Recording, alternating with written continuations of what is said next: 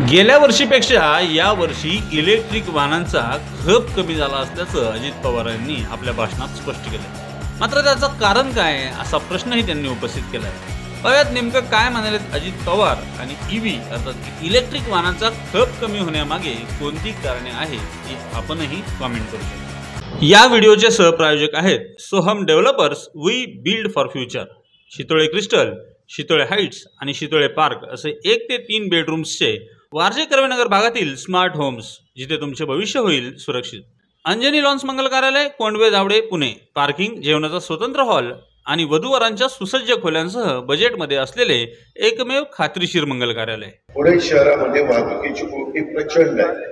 ती सोडवायची म्हटलं तर सगळ्यात जास्त, आता मी अर्थमंत्री आहे, सगळ्यात जास्त रजिस्ट्रेशन 2 व्हीलर आणि 4 व्हीलरचं आणि 3 व्हीलरचं कुठं होत असेल तर दरवर्षी मी आढावा घेतो, त्यावेळेस पुण्याचा क्रमांक हा वरच्या क्रमांकावर असतो आणि पुणेकर मोठ्या प्रमाणावर वाहनाची खरेदी करतात।